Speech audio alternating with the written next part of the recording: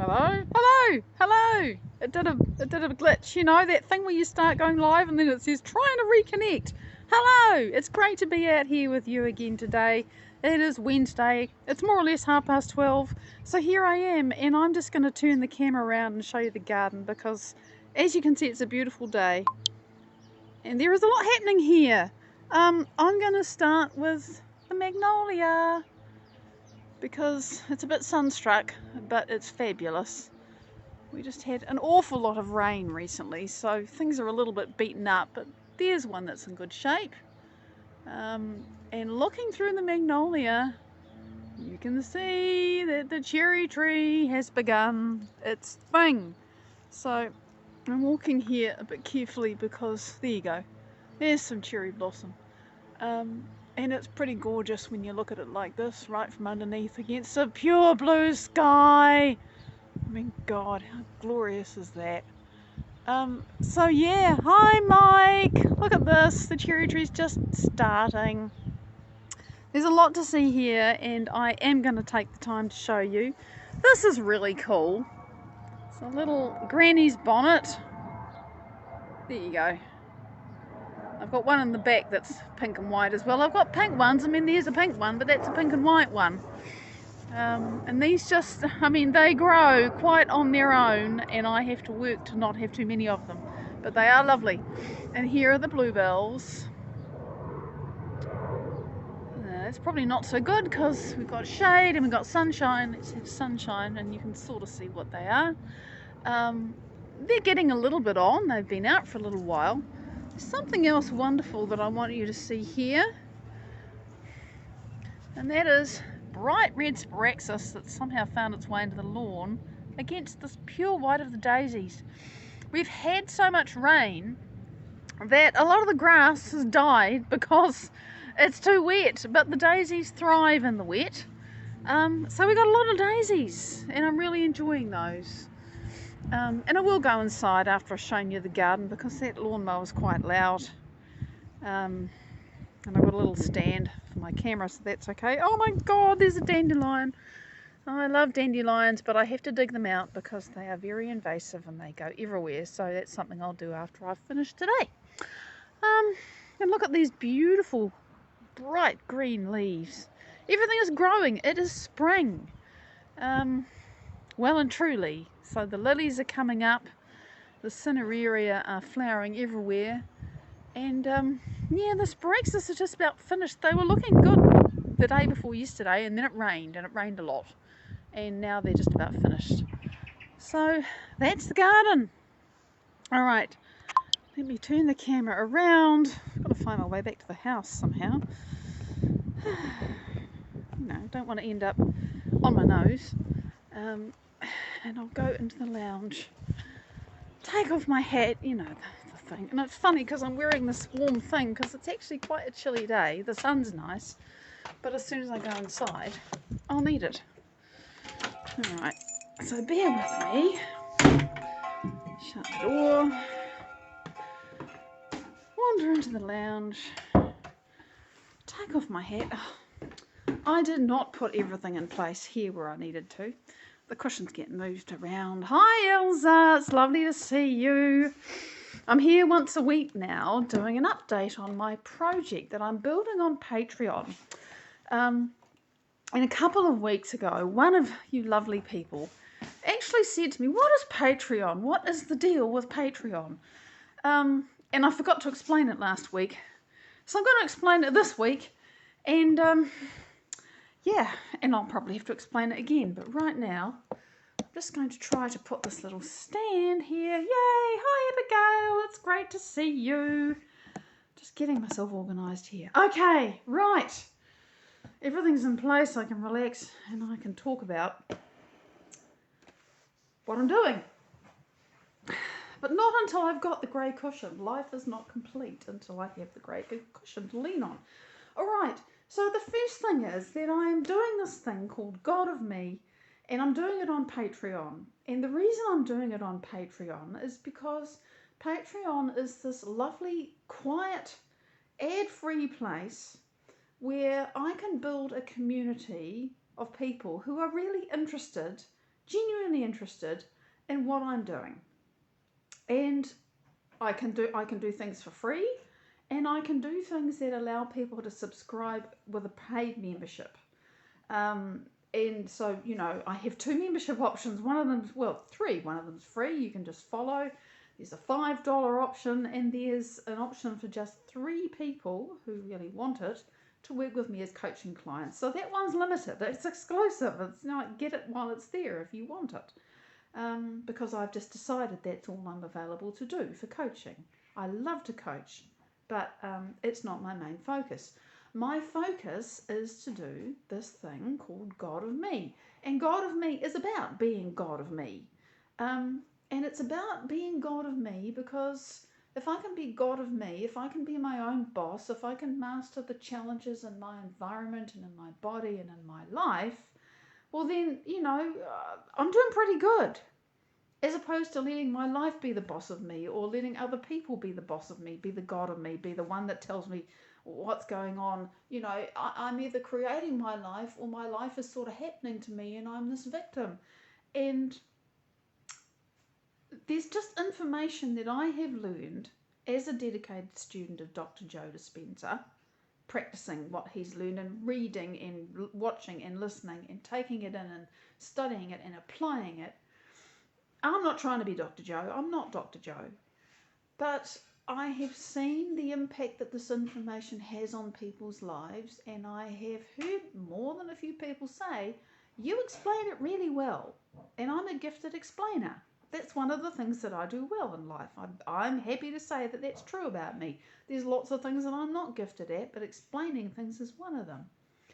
And one of the things that I've become aware of is that there are many people in the world who, because they don't have a decent internet connection, don't have a bank account, never mind a credit card, and maybe don't speak English, and that's a problem I can't address. But there are many people in the world who just can't get hold of this information that I have, and that many of us have the privilege of being able to access if we want to. And the reason why I'm passionate about it is not, I can't take all of that and make it available to people who are poor. It's not possible for various reasons, but there are basics, there are principles which, if you understand them and you apply them, and it's made possible for you to apply them in your life, in your situation, which could be very tenuous or very difficult, or it might just be, that you're not living in the third world and you're not in poverty, but you just don't get it and you need someone to explain it to you a bit differently. I want to make it so that people can at least understand the basics and help them to apply it. So I've got to create exercises and things, But right now, I'm writing because I want to put this onto a website. And the website's going to kind of be like a little learning management system. It'll step you through training. But there'll be words, there'll be pictures, there'll be audios, there'll be experiential exercises, because it's all very good having people say, oh, raise your energy, darling. How do you do that? How do you go from feeling awful to feeling good? I didn't know. Hi, Laurie. Great to see you. I had no clue for, about 53 years of my life. Now I do actually understand how to do that. It's an art. It's a skill. And it's taken a lot of practice for me because I was really, really, really good at feeling bad. And I didn't know that. I just thought that's who I was. So I had to understand some things before I realized, hey, this is actually a choice and I can do it differently. And I can learn how to do it differently. So at the moment I'm explaining how. But to understand how, there's some things you've got to know about yourself and your brain and how they work. And I'm doing this in my mind. I'm writing for a person who does speak English and they do have a smartphone, and that's it. They may have no education. They may live in a part of the world where if you say to them, go to the shopping mall, what the hell is a shopping mall? I've never been to one. Hi, Julian. Great to see you. Where you can't talk about, I don't know, popcorn. They might have never seen popcorn. Many things that we take for granted because we live in the developed world, I can't talk about. I can't use many things that are used to explain things to the audience that I'm thinking of when I write. So, to get to what I did today, and I wrote myself a little list because I discovered that if I don't have a little list, I'll just forget. So I started by doing a review of what I did last time because I've got to get my brain into this. I only get to do it once a week, and I've got to remember where I left off. And I was reading this, and I had an, oh my God, I've left a honking great hole in here. And it was a piece about how neurons move information from A to B. It's like, you know, you have a neuron, it takes information from one end to the other, and then it's got to jump across a gap and get that information to another neuron that then does the same thing and takes it to another one, and so on. Hi, Janine. And I realised that I said, you know, there are these things called ions, and don't worry about that, but they carry an electrical charge, and the charge is what makes the thing work. And, you know, you have to read the thing. Because I'm not that good at explaining it by talking yet. I'm good at explaining it in writing because it's not that familiar to me. Different skills, different neural nets, don't have it in place yet. What I realised was I talked about what an ion was, and I hadn't explained electrical charge. And if you're talking to somebody who has no education, you cannot assume they know what electrical charge is. And I thought, how the heck do I explain this? And how do I explain that an electrical charge is going to move? And I was scratching my head for a bit, and I went to the internet and I looked it up, and I got all this, you know, just copied and pasted really simple things into a notepad and just look at it. And I thought, hold on a minute. I need to use an example that is relatable to somebody from anywhere. What's an example of electricity or electrical charge, or actually the fact that it moves from one end of the neuron to the other? That's like a spark. Oh, I can talk about lightning. That is something that anybody will understand. I don't think there's a person on the planet who hasn't seen at least one lightning flash at some time in their life. And if it's the only one they've seen, they're going to remember it. You know, so lightning, everybody understands. It's universal, it's global.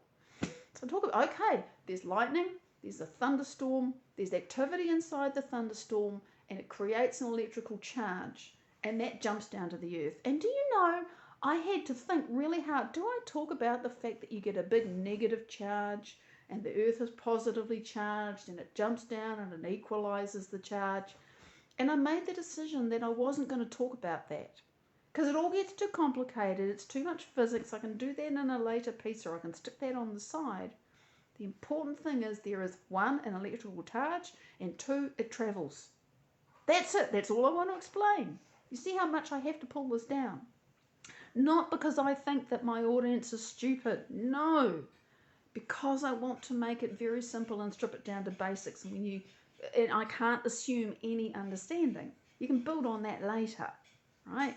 Trust me, there's more to build on it. So, okay, from lightning, how am I going to get from lightning to something moving in a brain cell? Oh, I don't know. And then I thought about the static that you get on your clothing. Yes, I'm really live, Andrea. Great to see you, honey. I thought about static on clothing because almost everybody, there are probably some people in the world who've never worn synthetic clothing and had static cling. Most people will be able to relate to that. So a little bit of a risk, but I reckon most of the people, if somebody has a smartphone, hi Wendy, they're probably going to be in a place where there's, you know, synthetic fibered clothing, and they'll wear it and they'll know what static is. And so I explain about the fact that you get the static cling, and you know, and it's annoying. And then when you take the clothing off, you hear those little crackles, and if it's dark, you may actually see sparks. Those are teeny tiny lightning bolts. They are. It's the same process. And from there, I can talk about the fact that there's an even smaller little lightning bolt. I mean, it's not really, because an ion is a charged particle. Well, it is. There's ions that travel in lightning. I've got to be very careful, because I want this to be true. I actually want the science to be real.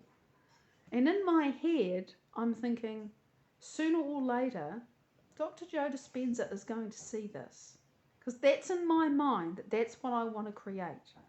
There'll be a point where I'm going to have to say to him, Joe, this is what I'm doing. Am I encroaching on your territory? Oh, I'm sure he'll say no. But also I want it to pass muster. So in my mind I'm thinking, is the model solid? Am I keeping this pure? Because that's a really big thing in my mind.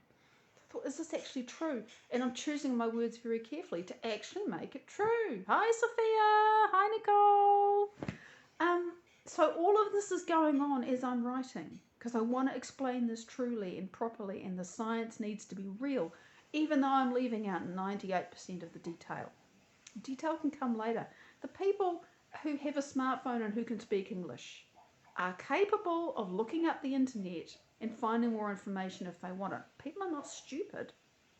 They just need a starting point. They just need to understand the basics.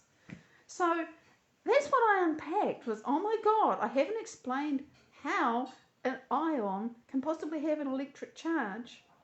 And you see, when you've done that and you've got this thing that moves from A to B, from the sky to the earth, from my body to the clothing or whatever it is, along the neuron.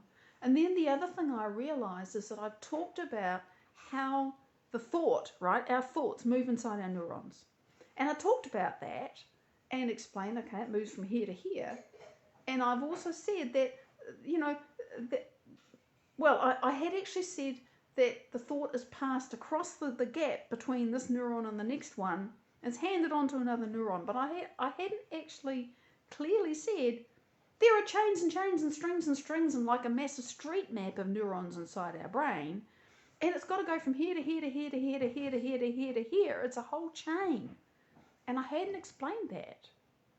And that's an important thing to understand because, you might think, if you didn't know better, you might think, well, it goes from this end of the neuron to that end of the neuron and that's it. No, it's got to be passed from here to here to here to here to here. So I had to then tell a story about sending a letter to a friend in another country.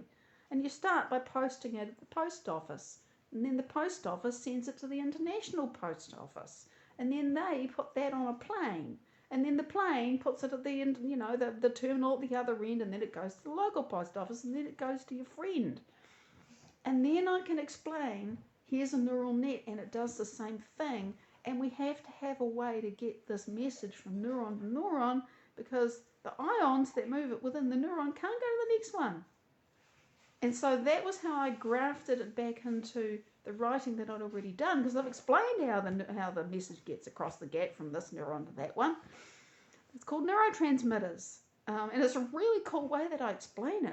I remember when I figured out how to tell a story because the truth is that those neurotransmitters, there are many, many different kinds and combinations, and how that gets chosen inside your brain is to do with the frequency of your thought. So it's like those ions, if they're carrying your thought, they're like a postal worker, but they're not carrying a letter at all. They're actually carrying a song. It's a frequency. It's like music. And the music opens the doors to release the neurotransmitters that come out and they jump across the gap and then they find a matching thing on the other end and pass the thought on. And I almost got tears when that came to me because it was so real and so true. Because it matches the science, but it's understandable. So this is a story that I'm telling. And this is what I'm doing. And it's magic inside our heads. And this is how, when we change our thoughts, different things happen. But it's not enough to just change the thought. You've got to change the feeling. And there's the whole thing to explain of how that works. And how come that's so hard? And I personally know about how hard that is. Because I'm still doing it. Pushing against my old habits about the way I've been for more than 50 years. And becoming somebody else. And I want those people who have no idea that it's possible, just like I didn't have any idea that it was possible, to know that it's possible and also to know how. And that's what God of Me is about. That is my crazy dream that I have no idea really how it's going to be achieved. But Patreon, if you're thinking, hey, that is a really good project and I would like to support that a little bit, and actually I'd also really like to follow this journey, Patreon is where you can do that without interruption, without being pestered by stuff. You get, if you want to have email notifications, they will email you when I post something. And I post something for my patrons once, maybe twice a week. Because that's what I can produce. I'm still actually working out what I'm doing for my patrons because I really want to deliver value for the support that you give me. But I'll be honest, I'm still working that out. It's been quite hard because I thought I was going to do these lives for my patrons, but then I realised I need to tell a story in the public so people can find out about it. So this is the journey that I'm on, and I would love you to just go and check out my Patreon page. There's stuff there. It's pretty cool, and as you can see, I'm excited, I'm passionate about this.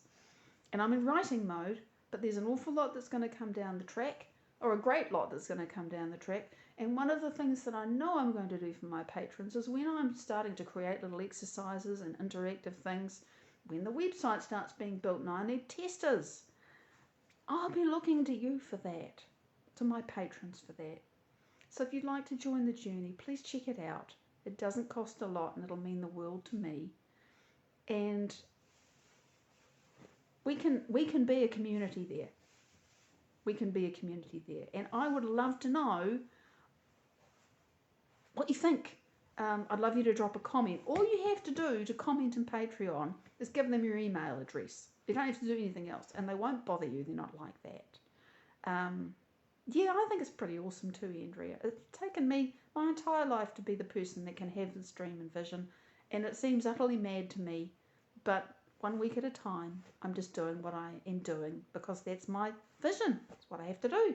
Star Marie, it's great to see you. I'm just finishing, but I thank you for all of you for coming on and joining me. It's lovely to be coming live once a week again to tell you what I'm doing. And I look forward to seeing your interactions on Patreon because that's really special. And if you've got questions, even if one of the things I've thought about doing is actually dropping little coaching things in for my patrons. So if you think, oh, I'd really like to know how I could do this or that, write me a message. Maybe I'll do it public and, get inspired to do something else for my patrons. But I miss the interaction, so I love your questions and your ideas and your input and your feedback. Until next week, big love. Thank you so much for joining in. I'll see you again. Bye-bye.